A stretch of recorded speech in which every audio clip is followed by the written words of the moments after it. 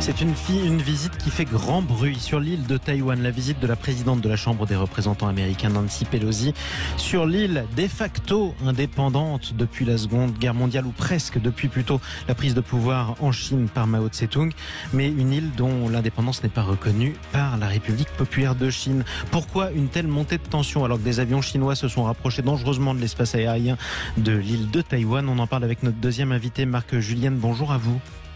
Bonjour. Soyez le bienvenu sur Sud Radio. Vous êtes chercheur responsable des activités Chine à l'IFRI. Alors, revenons un petit peu sur le contexte. On a vu cette visite d'une des plus hautes dignitaires américaines, Nancy Pelosi, qui préside la Chambre des représentants américains. C'est en quelque sorte l'Assemblée nationale. Elle serre la main de la présidente taïwanaise, devant d'ailleurs le portrait de Sun Yat-sen, le père de la première révolution chinoise. Concrètement, les États-Unis ne reconnaissent plus, et ce depuis longtemps, l'indépendance factuelle de Taïwan. Pourtant, une dignitaire américaine s'y rend. Qu'est-ce que ça veut dire, ce message ? Alors déjà, il faut préciser que, comme vous l'avez rappelé, Nancy Pelosi est une parlementaire. C'est Absolument. la présidente de la Chambre des représentants. Et quelque chose que les autorités de la République populaire de Chine ne veulent pas comprendre, ne veulent pas reconnaître, c'est qu'en démocratie, il y a une séparation des pouvoirs, entre notamment le pouvoir exécutif et le pouvoir législatif. Le pouvoir exécutif, le gouvernement, conduit, mène et décide de la diplomatie du pays, de la politique étrangère. Et donc, à ce titre, les États-Unis, mais comme la France et comme la plupart des pays dans le monde, se conforment au principe d'une seule Chine, c'est-à-dire qu'on peut reconnaître et avoir des relations diplomatiques ou bien avec la République populaire de Chine, ou bien avec Taïwan, mais pas avec les deux. Et donc, les États-Unis ont des relations officielles seulement avec la République populaire de Chine, avec Pékin. Donc, officiellement, les États-Unis font comme si Taïwan et la Chine étaient le même pays, alors même que de facto, ce que je disais, ce n'est pas le cas. C'est-à-dire qu'ils reconnaissent l'autorité politique de Pékin et ils ignorent, il y a une espèce de flou qui pèse sur qu'est-ce que Taïwan politiquement. Mais en tout cas, conformément à la séparation des pouvoirs, le pouvoir législatif est autonome du pouvoir exécutif et donc les parlements à travers le monde sont libres de mener ce qu'on appelle, il y a un mot pour ça, ce qu'on appelle la diplomatie parlementaire, et donc sont libres d'avoir des échanges avec leurs homologues de différents pays. Il se trouve qu'à Taïwan, qu'on le veuille ou non, qu'on reconnaisse que ce soit un État ou non, il y a un gouvernement, il y a un parlement, il y a une population, il y a un territoire, et donc les députés américains, comme un certain nombre de députés et de sénateurs français ou européens, se rendent régulièrement, et ça c'est quelque chose que la Chine, je vais pas dire acceptait, mais en tout cas tolérait il y a encore quelques années. Et donc c'était une sorte de statu quo depuis plusieurs décennies, depuis plus de 40 ans. Il y avait des rencontres régulières entre des parlementaires étrangers et taïwanais. Et ça veut dire que la Chine ne l'accepte plus. Et la Chine est devenue totalement intolérante avec ce type de coopération et fait exprès de mentionner, de dire que Nancy Pelosi est une représentante du gouvernement américain, ce qui n'est formellement pas le cas, puisqu'elle n'est pas ministre, elle n'est pas membre du gouvernement, elle est parlementaire. Absolument. Alors hier, Pékin a promis des réactions militaires ciblées. Je cite les termes du gouvernement chinois. 21 avions chinois, à ma connaissance, se sont approchés de l'espace aérien taïwanais. C'est pas tout à fait l'espace aérien, c'est la zone d'identification de défense. C'est ce qui permet d'identifier les avions avant qu'ils ne commettent une intrusion. De l'autre côté, la 7e flotte américaine s'est rapprochée de l'île de Taïwan. Il y a une présence militaire américaine assez importante. Concrètement, c'est quoi la probabilité que tout cela dégénère en conflit armé? Dans les jours qui viennent, là, les autorités chinoises ont annoncé des exercices militaires de grande ampleur de jeudi jusqu'à dimanche. Et la tension, si ce n'est pas déjà le cas, va être à son comble dans les jours qui viennent, en tout cas du point de vue militaire. Et donc, même si on espère en tout cas qu'il n'y a pas de volonté de la part de la Chine d'envahir Taïwan demain matin, littéralement en fait demain matin dans les jours qui viennent, et donc ce qui provoquerait une guerre importante, très certainement une prochaine guerre mondiale. Le fait est que dans un contexte de tension aussi intense, avec le déploiement de grande capacité militaire dans cette zone, tout dérapage, toute erreur d'interprétation, tout accident même peut arriver. Et c'est dans ces moments-là que le risque le risque est important. Et le risque serait par exemple qu'un avion soit abattu par erreur, un avion chinois par Taïwan ou par les États-Unis, ou le contraire. Et ça pourrait dégénérer. Vous avez parlé de ce vieux projet chinois qui existe forcément, qui serait de reprendre le contrôle militairement de l'île, en gros de l'envahir. Est-ce que la Chine a les moyens militaires de débarquer à Taïwan et d'en prendre possession, alors même que cette île se prépare à une invasion depuis presque 50 ans? Alors, peut-être pas encore complètement. La Chine peut-être manque encore de certaines, je dirais, briques technologiques, de certains équipements qui sont nécessaires pour conduire une opération militaire de très grande ampleur quand même. Il faut traverser le détroit qui fait plus de 100 km de large en moyenne. C'est pas des côtes normandes, si vous voulez, la côte ouest taïwanaise. Donc, il y a seulement certains endroits où on pourrait débarquer. Donc, c'est une opération qui n'est pas facile. Pour ce faire, il faudrait par exemple des capacités amphibies, c'est-à-dire des navires qui sont capables de transporter des blindés par exemple, donc très très lourds et dans un très grand nombre, et puis aussi beaucoup d'hommes, probablement des dizaines, des centaines de milliers d'hommes. Donc tout ça, c'est pas du tout une mince affaire. Et puis c'est pas discret surtout. Ça va pas se faire d'un claquement de doigts. Et surtout, c'est difficile à faire par surprise.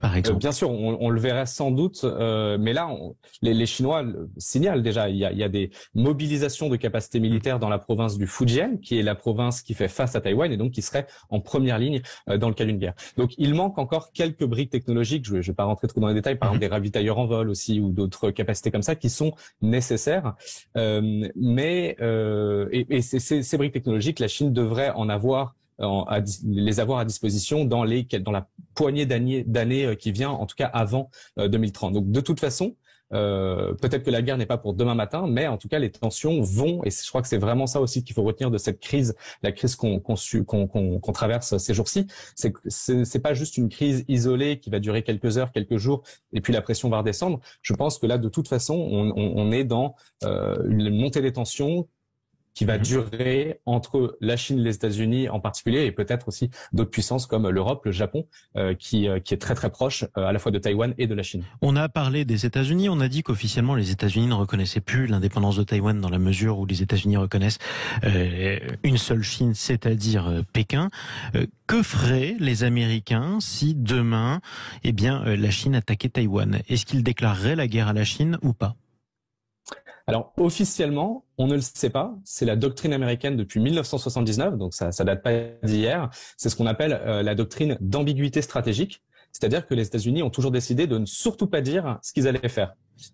S'ils allaient défendre Taïwan ou ne pas défendre Taïwan face à une invasion chinoise. Cette ambiguïté stratégique, elle se justifie très bien. C'est pour ne pas donner un blanc-seing aux Taïwanais et particulièrement aux indépendantistes qui, se sachant garantis par les États-Unis, pourraient déclarer l'indépendance du jour au lendemain, et non plus pour pas signer un chèque en blanc à la Chine pour qu'elle se dise on sait que les Américains vont pas venir, on va attaquer. Donc cette ambiguïté stratégique, officiellement, elle est toujours de mise.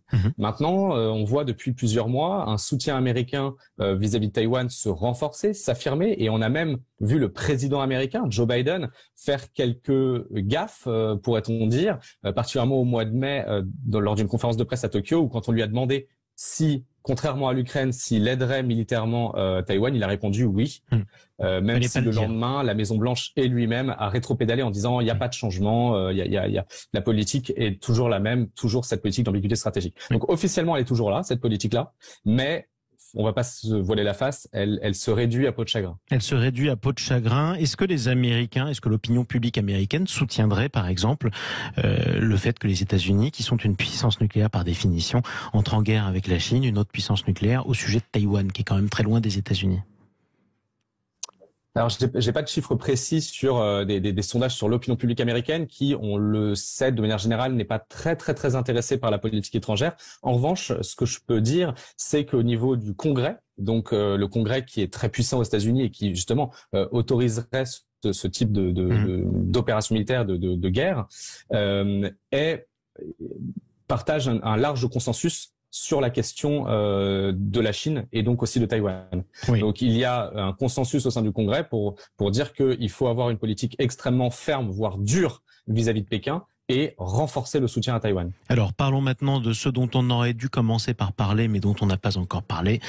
Ce sont les habitants de l'île de Taïwan. Qu'est-ce qu'ils en pensent? Est-ce qu'il y a un parti pro-chinois, par exemple, qui se dit qu'après tout, on est chinois ou d'origine chinoise, on doit être réunifié, si j'ose dire, demain, ou est-ce qu'au contraire, mais les Chinois sont massivement pour leur indépendance, les Taïwanais, pardonnez-moi, sont massivement en faveur de leur indépendance?